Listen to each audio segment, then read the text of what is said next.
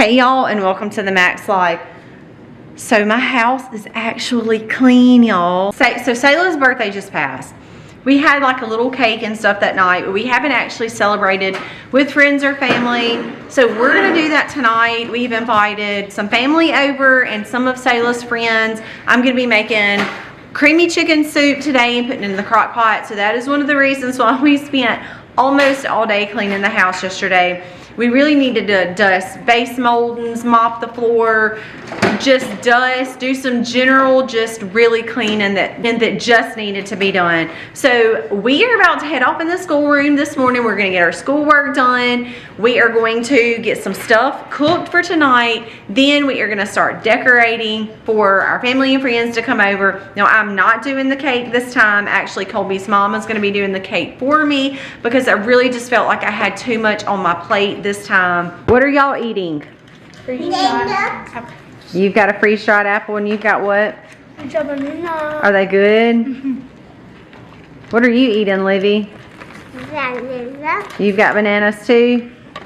Eliza, you just got the whole container of apples? Are they good? Is that your favorite way to eat apples? Yeah. They're better when they're freeze-dried, aren't they? Yeah. Yeah, okay. All right, y'all. Well, snacks is over. We got to go to school. We've got a lot to get done today. I also am going to talk to y'all kind of once I get to a stopping point.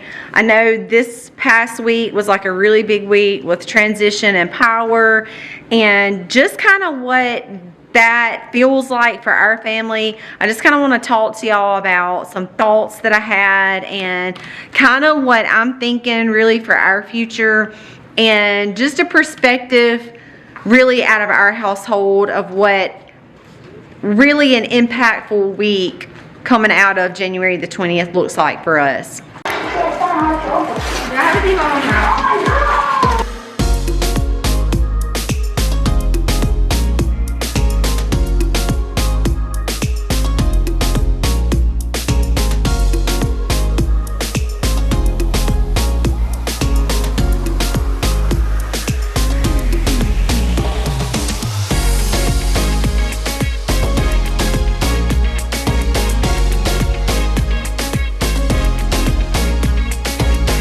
Well, y'all, we finally got done with the decorations, so I'm going to give y'all a little glance at those. I'll let you look at them better in just a minute, but we did get those done. The soup is done. Everything is set up and ready, and we're excited to celebrate Sayla turning 10 years old with our family and friends today. So all of that's been done. I'm glad it's under my belt. Only thing we're lacking now is the cake, which will be here in a little while. We're gonna get that stuff out. And then we're gonna party as soon as everybody gets here. So it really is an honor, blessing. We don't usually we celebrate them on their day, and we usually don't go real out for birthday parties. I like to do balloons and some decorations, and we do really a feast, you know, this celebration. So I've got a huge crock pot of soup. I've got a huge bowl of rice. We're gonna do that along with some pizzas for the little kids, and then we're gonna have lots of desserts. So we're excited to celebrate Sayla turning 10. So we can't wait to show y'all that celebration, which is coming up right after this. I wanted to share a little bit in the middle of this crazy day, getting ready to celebrate, and that is fun. But I wanted to share with y'all a little bit about kind of what's been on my mind, our mind as a family. So we were excited to see Trump go into office. Now, he's not perfect. I'm not claiming he's perfect. You know, I know a lot of people get really wrapped up with almost being obsessed with him as a person, which I'm just not like that. I'm not going to do that. However, I will say this. It was very exciting to go in, sit down, watch his speech. I thought it was a fantastic speech. Even in his first couple of days, seeing the things that he said he was going to do, the promises that he made to the people, y'all, he's already done a lot of that. Releasing things, putting people at the border, y'all, like ICE is out and at work. Like, we're already seeing these criminals be arrested. Seeing the reports of the stuff that he told us, the things that he told us coming through. Like, I guess that's why he come in. I know it was for me to come in and just sweep people off their feet, is because he's not a true politician. You know, he does the political thing, I think it says a lot when a sitting president doesn't take a salary for 4 years. That really says a lot as a person and really his purpose to be there. And he can't be bought is one of the reasons why I think that so many of the polished politicians hate him so much, because they can't tell him what to do because he can't be bought. You know, I think a lot of them may go up there initially with good intentions, and through getting up there and kind of seeing what it's all about, you're basically told what to do, and if you don't, you get the rug pulled out from under you. If you don't get those kickbacks. Trump doesn't need all of that. He was already an extremely powerful man. He can't be bought. Money, he doesn't need the money. So when you get up there and then you know a lot of the dark secrets, you know how to open up those doors and let the skeletons fall out, you know, letting those bones out of the closet, or they say, you know, letting the skeletons out of the closet. He's that person. And like I said, I'm not saying that he's perfect by any means. He has had his fair share of making mistakes in the past, but I think coming from one of the poorest states in the United States, coming out of Mississippi, South Mississippi, there's a lot of poverty here. No, I'm not saying that we're impoverished, because we're not. We've been very blessed and we're very thankful. But coming out of a poverty state, seeing a man go into office that cares about people outside of their race and their gender, you know, none of that means anything to him. He sees the people. And it's common sense approaches like, if you're a man, don't tell me you're a woman. Okay? If you're a man, you're a man. That's common sense. If you're a woman, you're a woman. And all of the fluff that goes along with the political crap, he doesn't buy that. It's just back to common sense. Square grounds, common sense. You are who you are. You're a person. I'm a person. We're all people. And we should be trying to live in this country peaceably together. And I think that's what he brings to the table. And I think a lot of the parties, both sides, y'all, I'm being for real. I don't care if you're a Democrat or a Republican. If you're up there and you're looking out for you, and you're not looking out for an agenda, and you're not looking out for the common good of the people of our country, you've got a problem. And he's not there to kowtow to those people. He's there to make a difference. He's there to deliver his promises. And y'all, that really shows in the things that he says. Y'all, his demeanor, he's not into kissing other people's butts, and it shows. And that's what we need as a leader of our country, somebody that is strong, that is not going to kowtow to an agenda for money. So I'll tell you this, as coming from South Mississippi, I've already told you we're a very impoverished state, actually the poorest state in the nation. Coming from taking social media to try to bring awareness and education to be self-reliant, self-sustainable, freedom of speech, gun owners, you know, all of the things to be able to protect yourself, where we really felt like the past 4 years, even those little things were being put at risk. I mean, you know, we've already shared with y'all about how YouTube has been censored, you know, and Colby talks about politics. I don't really talk politics, but maybe because they have a suppression on the name The Max, I feel like I'm kind of taking a little bit of repercussion from that, because I'm teaching self-reliance, how to grow things, how to do things, how to be independent, you know, freedom of speech, homeschooling, Bible loving, you know, all of those things. And I know the government is the complete opposite, or has been for the last 4 years, has been the complete opposite of that. And we know that there's been major censorship on those things. So it was exciting for us that it's like a totally different change. It's like going from one extreme to the complete opposite extreme as far as censorship, wanting you to be dependent, toxic, poisonous people, to you finally feel like There's been a burden lifted off, a breath of fresh air, freedom rings, you know, patriotism, like you love your country, you love people, all of those things that make you an American.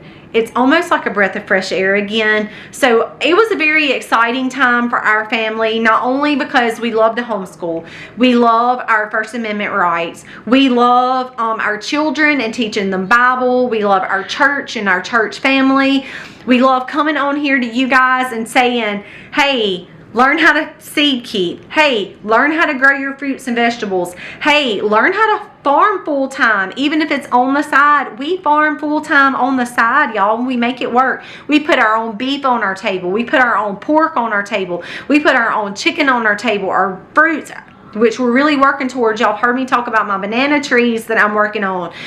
All of these things that we're trying to teach you so that you don't have to be reliant on everybody else for medicine. You don't have to be reliant on everybody else for your food, your health care. You can take all of those things in your own hands. And the freedom of speech to be able to teach you that and to share with you these things really has been on an attack for the past 4 years, which I know sounds so crazy, y'all, but we've been living it, we've been watching it, we've been seeing it. And really, Colby's channel for the past really 6 months, y'all, the censorship has been crunk up like none before. And we're not the only ones experiencing that. I was just listening to a clip of a podcast that Glenn Beck was doing the other night, and he was talking about when they were bringing up the COVID stuff, the vaccination stuff, you know, all of that stuff, and we were like, you know, should we be asking more questions about this? Y'all, they were demonetized, they were kicked off, their viewerships were being taken away, y'all. It was crazy.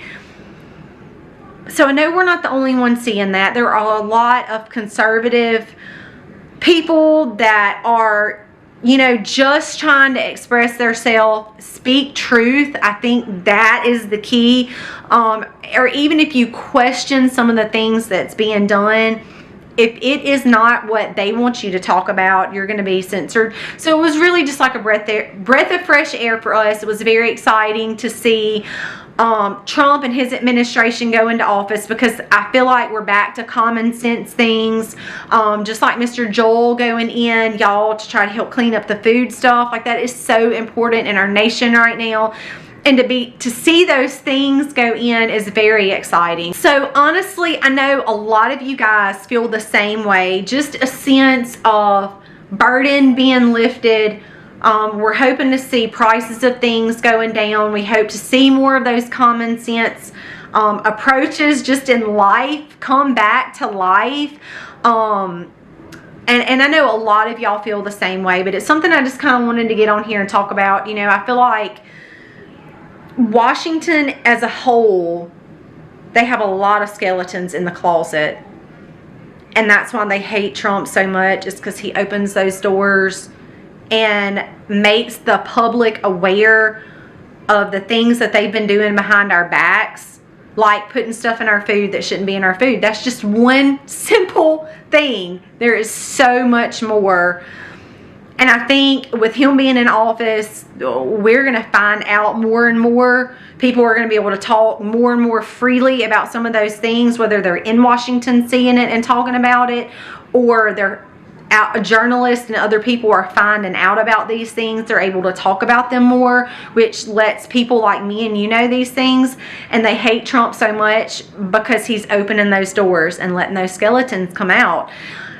But y'all, I'm excited about this time. I'm excited about the next 4 years. I'm not saying that it's all going to be hunky-dory with Trump's last 4 years. Y'all, that ended that year when COVID was released on us. It was released on us. There is not a doubt in my mind that that was not intentional.